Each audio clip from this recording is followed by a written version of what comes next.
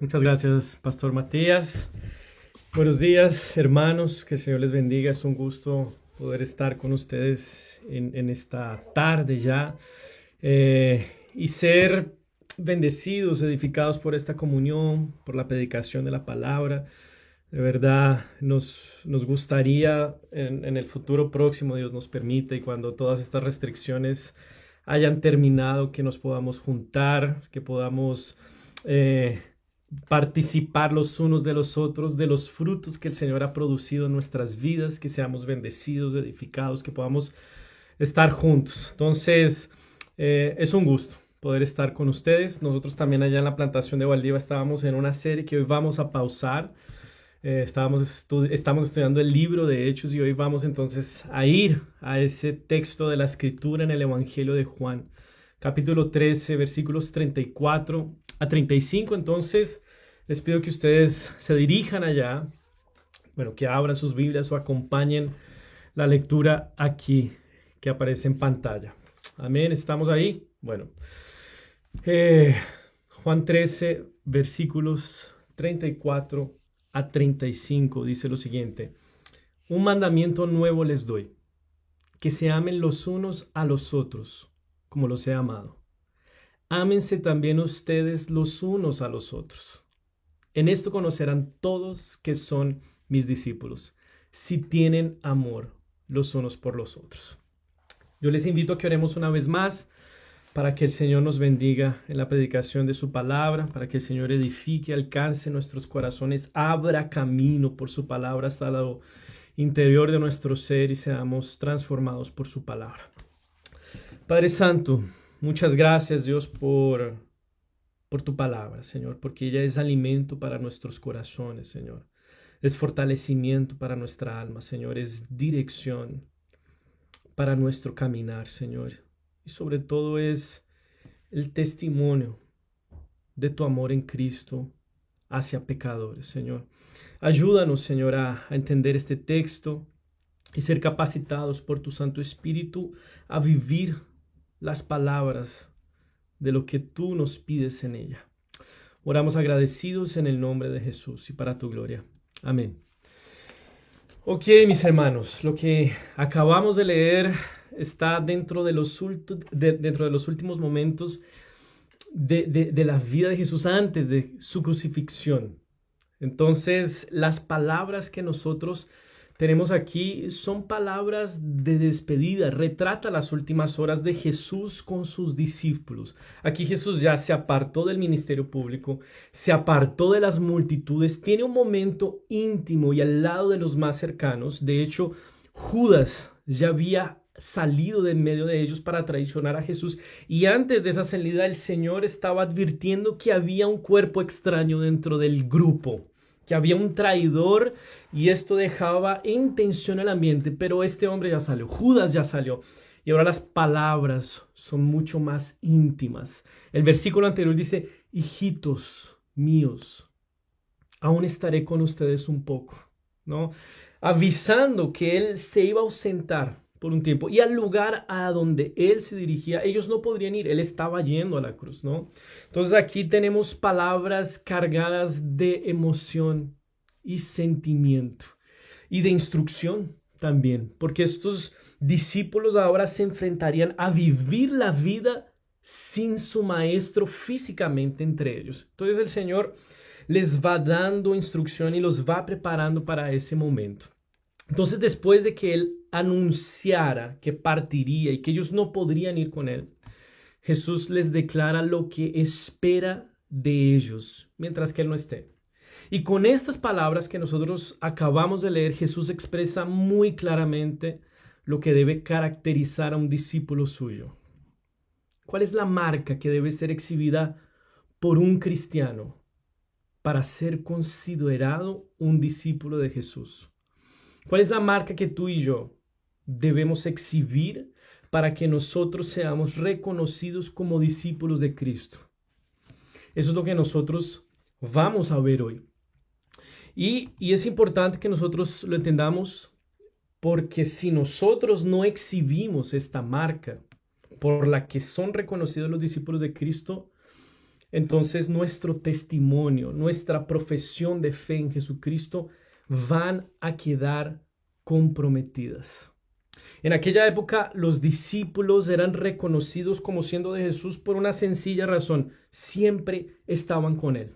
Jesús estaba delante, ellos venían atrás y decían: ahí están los discípulos de Jesús.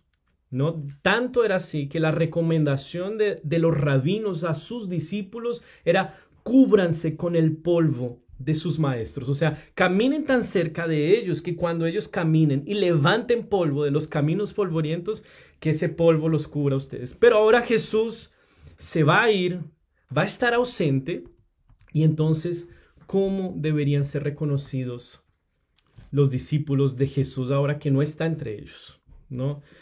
Entonces, ¿cuál es la marca que nosotros debemos exhibir? Y es muy importante, nuevamente lo repito, que tengamos claridad sobre esto. ¿Por qué? Porque si no, nosotros buscaremos marcas alternativas que no son las que nuestro Señor ordenó. Y nosotros hemos visto que a lo largo de la historia del cristianismo han habido diferentes símbolos y marcas que los cristianos han adoptado para identificarse como sus discípulos. Diferentes formas de culto, estilos particulares de vestir, un lenguaje característico de los cristianos, una serie de actividades específicas, y por ahí va, ¿no?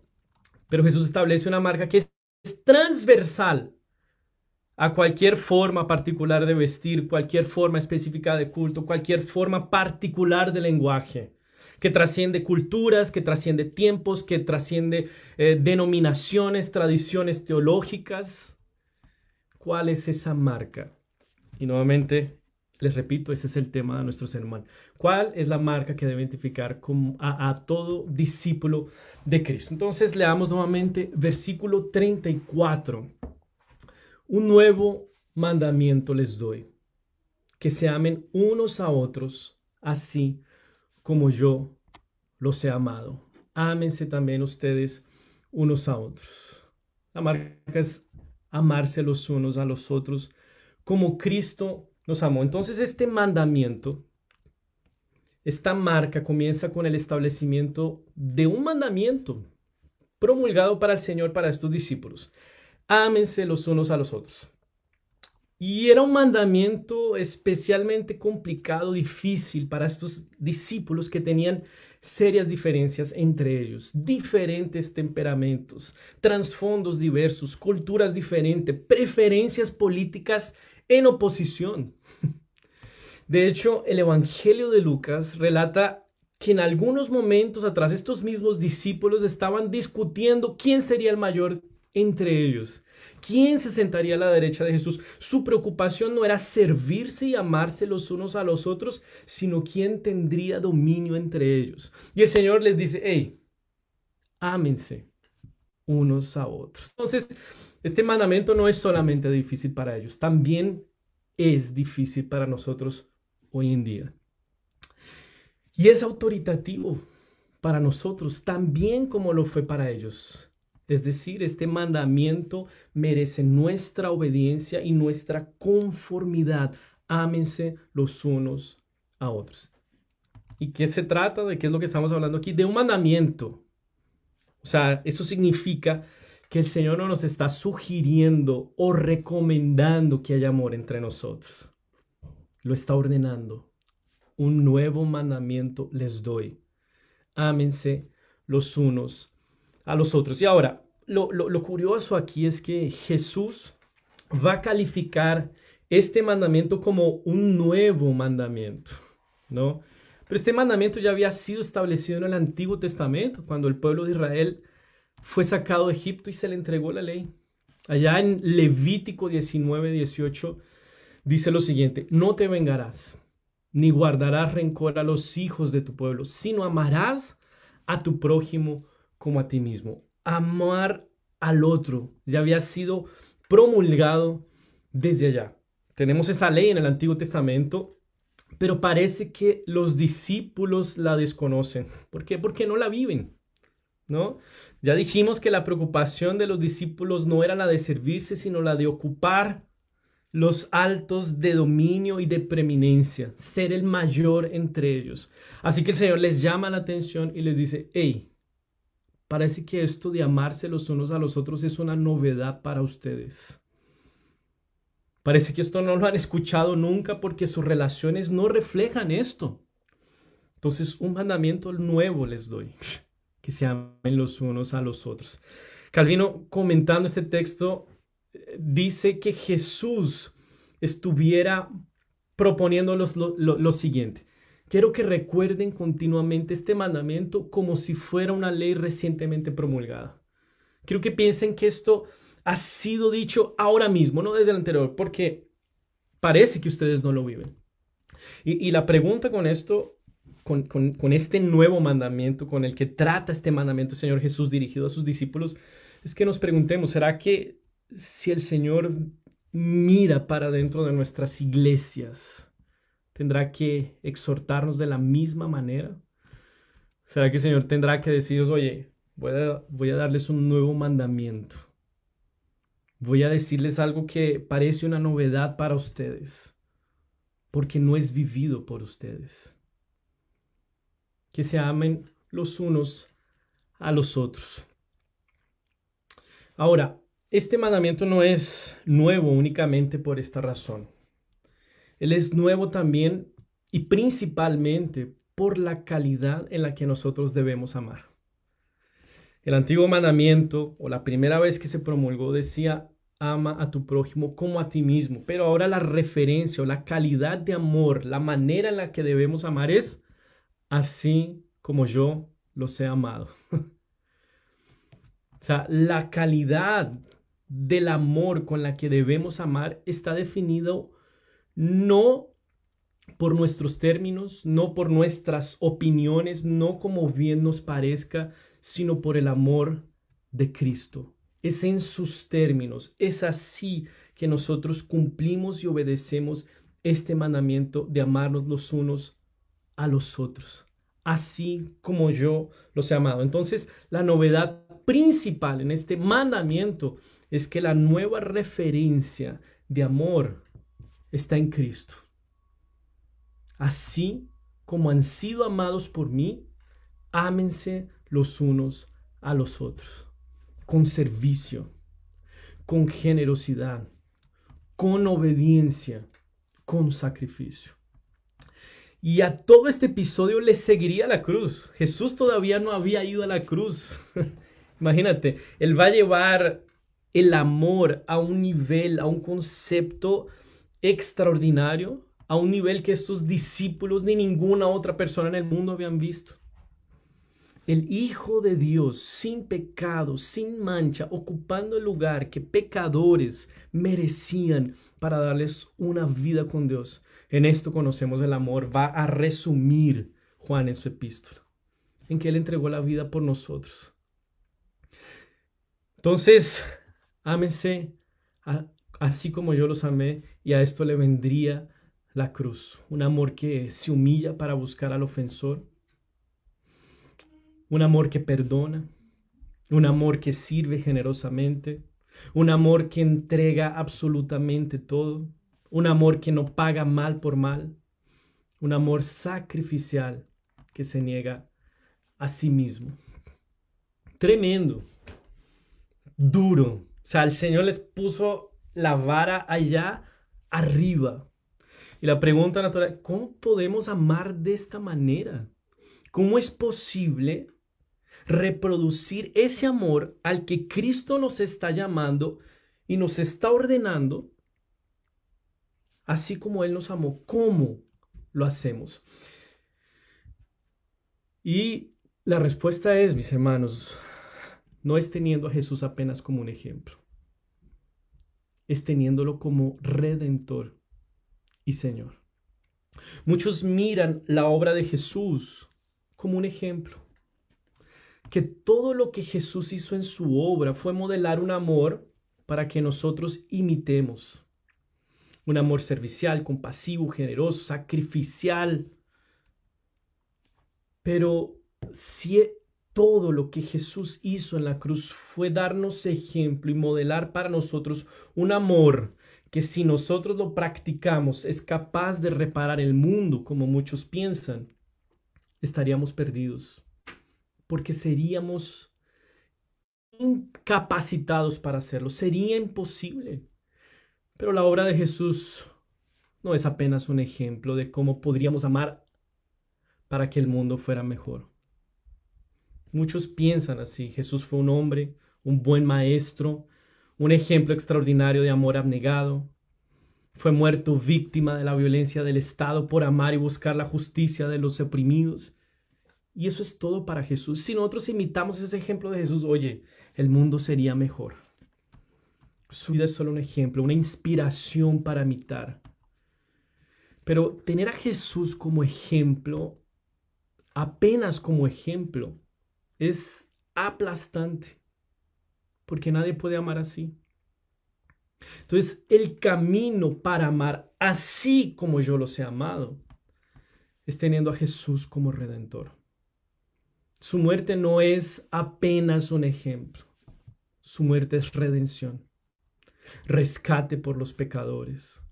Allí se estaba expiando nuestros pecados, allí se estaba satisfaciendo la justicia de Dios, allí se nos estaba dando nueva vida, allí se nos estaba dando salvación. Por su obra, Él conquistó el perdón de nuestros pecados e hizo posible que el propio Dios tuviera comunión con pecadores y habitara en nuestros corazones por medio de su Santo Espíritu y pudiéramos por su gracia y capacitación apuntar hacia amor y amar como Él nos amó. ¿Cómo amamos? Como Cristo nos amó, cuando somos salvos por la obra de Cristo. Solo personas redimidas pueden amar así. Porque solamente personas redimidas son capacitadas por el propio Dios, habitando en su interior, por el Espíritu Santo, a vivir así. Solo personas redimidas pueden tener ese fruto producido por el propio Dios que habita en ellos, por medio del Espíritu Santo. Amor es fruto del Espíritu Santo en nuestros corazones. Y el Espíritu Santo solo habita en nuestros corazones por lo que Cristo hizo en la cruz. Él es el que aplica lo que Cristo conquistó para nosotros y produce ese fruto. Amor, el primero en esa lista de fruto. Amor, gozo, paz, paciencia, benignidad, bondad, fe, mansedumbre, templanza. ¿Cómo comenzó esto? Con el amor. ¿Por qué? Porque Dios es amor. Y quien conoce a Dios ama a su hermano. Para amar así no hay otro camino. Jesús tiene que ser nuestro Redentor. Porque si Él es apenas un ejemplo, una inspiración, hermanos, estamos perdidos. Ese ejemplo nos aplasta. Nadie puede amar como Él nos amó, a no ser que el Espíritu Santo, el propio Dios, venga y habite en nuestros corazones. Seamos capacitados y dirigidos a amar de esa manera. Ahora, aún así, como creyentes habitados por el Espíritu Santo, nosotros fallamos constantemente en amarnos los unos a los otros, así como Cristo nos amó, ¿verdad? Y por eso necesitamos recordar constantemente el amor con el que Cristo nos ha amado. Que siendo pecadores, enemigos, rebeldes, Cristo se entregó por nosotros, nos amó, nos miró con gracia, buscó nuestro bien.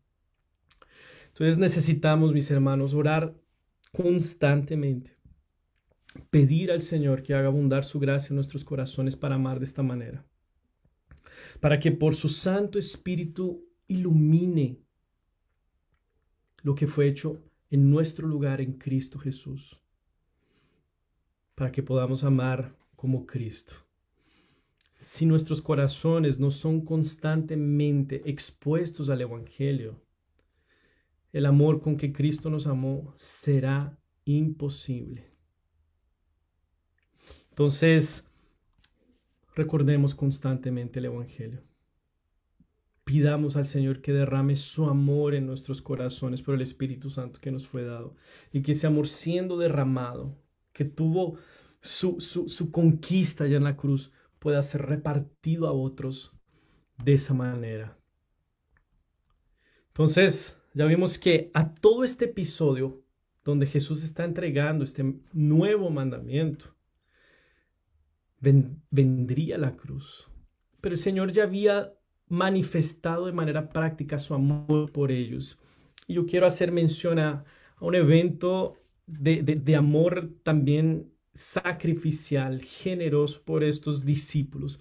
En ese mismo capítulo, momentos atrás, el Señor sirve y ama a estos discípulos de manera humilde, lavándoles los pies. Creo que aquí hay algo que nos puede ayudar a entender cómo se ve de manera práctica amarnos como Cristo nos amó. Y para amar, mis hermanos, así como Cristo nos amó, nosotros primero necesitamos humillarnos. Para amar es necesaria humildad.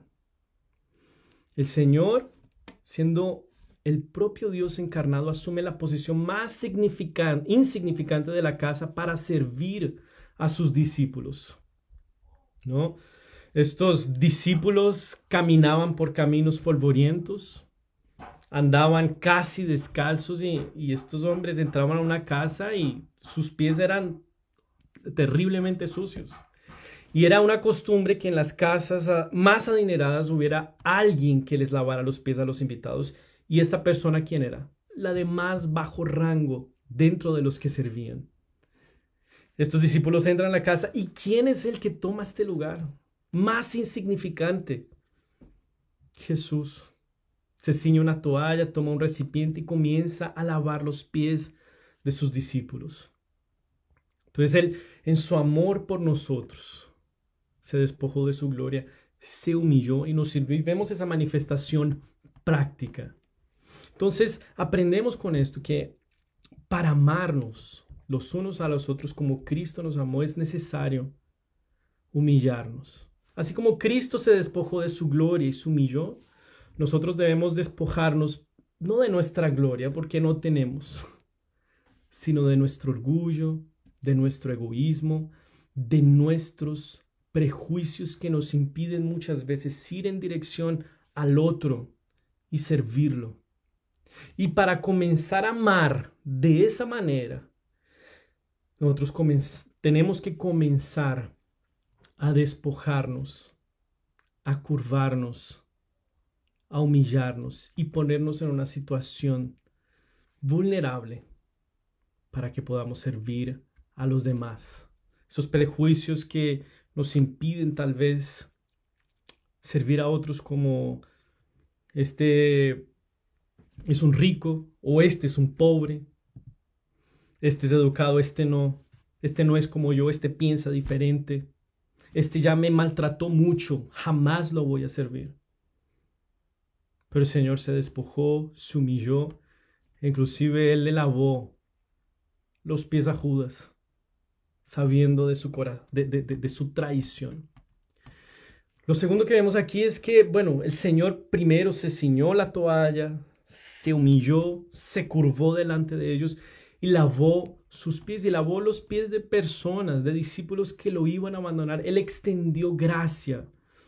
No trató a ninguno de estos hombres como merecían sus faltas, los trató con amor, con gracia. ¿Cómo reproducimos un amor como el de Cristo? Cuando amamos a personas que nos fallaron, que nos fallan y que nos fallarán. Ahí nosotros reproducimos el amor con el que Cristo nos amó. Y no es lo que hayan o no hayan hecho las personas lo que deben determinar buscar el bien de ellas, porque Jesús no lo hizo. El mandamiento es amar como Cristo nos amó. Entonces, oremos al Señor pidiendo que nos permita extender gracia, perdón, servir incluso a aquellos que nos hirieron. ¿Por qué? Porque el Señor lo hizo con nosotros. Lo hizo con personas que salieron unas horas después y se escondieron, lo negaron, lo traicionaron. A esas personas el Señor metió sus manos y le lavó sus pies. Y nosotros no apenas tenemos su ejemplo, tenemos el Espíritu Santo que vive y mora dentro de nosotros para que podamos hacer lo mismo. Si no estamos amando de esa manera, no estamos amando como Cristo amó. Nosotros muchas veces estamos dispuestos, sí, a amar, a servir, a humillarnos, pero desde que eso no nos afecte mucho, desde que no afecte nuestra comodidad, desde que esto se ajuste a nuestros tiempos, a nuestra agenda, mientras que esto no cueste. Pero el Señor llevaría todo este amor finalmente a la cruz, Él perdiéndolo absolutamente todo para beneficiarnos a nosotros. Y el amor como Cristo nos amó involucra sacrificio. Y en ese sacrificio, mis hermanos, nosotros vamos a herirnos, a perder tal vez dinero, tal vez tiempo para amar a nuestros hermanos, para asistirlos. Vamos a perder orgullo para poder ir en dirección al otro. Entonces, para amar es necesario humildad, humillarse, reconocer que nosotros no somos mejores mejores que los que estamos sirviendo. Somos igual de pecadores. El único que era mejor que nosotros y que aún así se humilló y sirvió fue Cristo. Y Él lo hizo. Murió por nosotros y en nuestro lugar. Humillarse, servir extendiendo gracia y sacrificar. Eso es amar como Cristo nos amó. Y ahora viene la segunda parte de este mandamiento que está en el versículo 35. En esto conocerán todos que ustedes son mis discípulos, si se aman unos a otros. Esa es la marca por la que Jesús estableció que deberían ser conocidos sus discípulos. ¿Cómo sabemos que somos discípulos de Cristo? Porque amamos los unos a los otros. ¿Cómo testifico que mi profesión de fe en Jesús es sincera? Amando a mis hermanos. Y aquí hay algo que debe ser de nuestra mayor atención, porque el mandamiento es condicional. Él viene acompañado de un sí. En esto conocerán todos que ustedes son mis discípulos, si se aman unos a otros. Francis Schaeffer, comentando este texto, él dice que Dios da al mundo el derecho de juzgar si somos o no discípulos de Jesús por el amor existente entre nosotros. Eso significa que cuando el mundo nos observe, y lo está haciendo, la manera en que juzgará si nosotros somos o no discípulos de Jesús es de acuerdo al amor presente en nuestras relaciones. ¿Cómo manifestamos que somos discípulos de Cristo? Por el amor que hay entre nosotros. Es condicional. El Señor da ese derecho al mundo de emitir un juicio sobre nuestro verdadero discipulado cristiano. Entonces, amarnos, mis hermanos, los unos a los otros no es solo una cuestión de obediencia o mandamiento. Eso es supremamente importante, pero también es una cuestión de credibilidad. Cuando el mundo encuentra falta de amor entre nosotros, no solamente está sucediendo algo gravísimo, está comprometiendo la credibilidad de nuestro testimonio. Si el mundo ve que nosotros, como iglesia de Cristo, que predica el amor, la generosidad, el sacrificio, el perdón, si entre nosotros nos dividimos, peleamos por las mismas cosas por las que pelea el mundo, sea tendencia política, nacionalidad, clase social, preferencias ideológicas. Si el mundo mira para dentro de la iglesia y encuentra segregación, tal como sucede en el mundo, si encuentra que las familias se disuelven, se separan, pelean, se enemistan de la misma manera como sucede en el mundo, si nos observan y encuentran indiferencia a los más vulnerables, tal como sucede en el mundo, ¿qué diferencia verán en nosotros? ¿Qué impacto eso causaría? Y deberíamos preguntarnos nosotros también, ¿qué diferencia hizo el Evangelio en nuestras vidas si reproducimos aquí, en la familia de la fe, caracterizada y marcada por el amor, las mismas cosas que suceden en el mundo? Odios, divisiones, venganzas, contiendas. No fue así que aprendimos de Cristo. ¿Será que estamos alejando personas de la iglesia por lo que ven que sucede aquí dentro. Las personas ven, no quiero ser como esos cristianos. Entonces, personas se dividen y se dividen y se dividen y pelean y causan más divisiones y más disensiones. Unos se atacan a los otros, no hay cuidado. O todo lo contrario. Las personas quieren hacer parte de nuestra iglesia porque ven un amor vivo y generoso entre nosotros. Hermanos, las personas no se van a sorprender ni serán impactadas porque somos calvinistas, porque suscribimos a la Confesión de Fe de Westminster, porque no sabemos todas las respuestas del catecismo mayor y menor. Y no estoy diciendo que teología y doctrina no sean importantes, son supremamente importantes. Porque de una buena teología se desprende una práctica correcta. Ya dijimos aquí que Jesús no es apenas un ejemplo, Él es nuestra satisfacción por el pecado. Eso es buena teología. Pero en una cultura como la nuestra, marcada por el relativismo, por el posmodernismo, por la idea de que no existe verdad absoluta, no se va a impresionar porque nosotros seamos íntegros teológicamente. Se va a impresionar por la práctica coherente de la verdad y el amor que predicamos. Entonces, una comunidad en la que el amor sacrificial como el de Cristo articula nuestras relaciones, llevándonos al perdón, a la generosidad, al servicio, al sacrificio, esto impactará a quien nos ve desde afuera. Esa comunidad de contraste modela para los que están afuera lo que el Evangelio hizo en nuestros corazones y da un testimonio visible de lo que significa vivir bajo el señorío de Cristo. Esto hace que las personas vean para dentro de nuestra iglesia y digan, eso es lo que quiero para mi vida. Este es el lugar donde quiero que mis hijos crezcan. Esta es la manera en que quiero construir una familia, envejecer. Porque todo esto evidencia y muestra lo que significa vivir el Evangelio. Entonces tenemos la atención de quienes observan y podemos predicarles el Evangelio.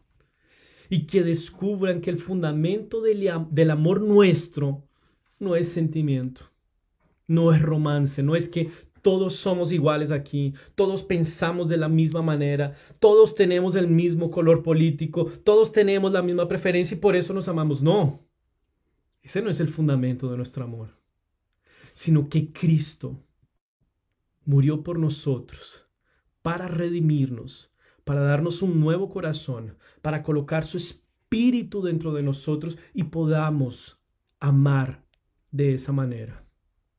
Para que vean que alrededor de la cruz nosotros nos consideramos como pecadores, perdonados y amados por Él. Eso es lo que somos. Nosotros podemos tener entonces toda la teología más ortodoxa. Si nosotros tenemos una brecha entre lo que predicamos, entre lo que proclamamos y entre lo que vivimos, ¿qué credibilidad va a tener nuestro mensaje? En esto conocerán que son mis discípulos. Si ustedes se aman los unos a los otros, lo que va a dar testimonio de que yo soy el Señor de sus vidas, lo que da testimonio de que ustedes son mis seguidores, lo que da testimonio de que he hecho una obra en ustedes, es el amor por el que ustedes viven, es el amor que hay en sus relaciones, es el amor que articula sus interacciones. Y ese amor es producido, no cuando Cristo es apenas un ejemplo, es cuando Él es nuestro Salvador, nuestro Redentor, nuestro Señor. Es cuando miramos a la cruz y vemos allí un amor obediente, generoso, sacrificial para perdón de nuestros pecados y nos rendimos a Él. Así es como amamos como Cristo nos amó. Y amando como Cristo nos amó, damos testimonio de que somos sus discípulos. Entonces, mis hermanos, cuando hablamos de amor los unos a los otros, estamos hablando de algo que da testimonio poderoso de lo que el Señor hizo por nuestras vidas. Francis Schaeffer dice que el amor es la apologética final del testimonio cristiano. Si ellos no ven amor en nuestras relaciones, no somos nada. Necesitamos que el propio Dios venga y habite en nuestros corazones por el Espíritu Santo y produzca este amor. Que el Señor nos ayude, que el Señor nos dé su gracia para reproducir este amor con el que el Señor nos amó. Es por su obra, es por su Santo Espíritu, es por su gracia. Esto lo podemos escuchar y decir, qué bonito. O lo podemos llevar a serio, humillarnos, servirnos generosamente en dirección del otro, extendiendo gracia, sacrificar. Nos va a doler, nos va a costar, pero vamos a experimentar más y más de Dios. Vamos a vivir un cristianismo completo. Mientras que no lo hagamos, estamos viviendo un cristianismo incompleto y estamos dando al mundo un testimonio que no pasa de una caricatura de cristianismo. Entonces necesitamos que el Señor nos ayude, que nos dé su gracia para vivir de esta manera, mis hermanos. Yo les invito a que oremos una vez más, agradeciendo al Señor por su palabra y pidiendo la capacitación por su Santo Espíritu para que este amor sea producido en nosotros. Padre Santo, gracias por tu palabra. Gracias porque tú nos pides algo, Señor, que tú mismo produces en nuestros corazones. Porque amar como tu Hijo nos amó no es para nosotros únicamente un ejemplo, Señor. Es nuestra redención. Gracias, Señor, porque por tu amor tú alcanzaste nuestros corazones, Señor. Los transformaste. Tu Espíritu Santo habita en nosotros y produce esto. Queremos amar no apenas pensando en el testimonio que podemos dar al mundo si amamos bien. Queremos amar porque realmente, Señor, nuestro corazón está siendo tocado más y más por tu Evangelio. Porque tu Santo Espíritu está produciendo este fruto, Señor. Ayúdanos, Señor, a que sacrificio, servicio, generosidad, perdón, Señor, sean las marcas de nuestras relaciones, Señor. Ayúdanos, Señor bendito. Yo oro por tu iglesia, por la iglesia en Puerto Montt, por la iglesia en Valdivia, Señor, para que este amor al que tú nos llamas sea producido cada vez más por tu Santo Espíritu, Señor. Rogamos tu gracia, rogamos tu ayuda, rogamos tu favor para vivir este nuevo mandamiento. Amar como tú nos amaste, Señor. Oramos agradecidos en el nombre de Jesús y para tu gloria. Amén.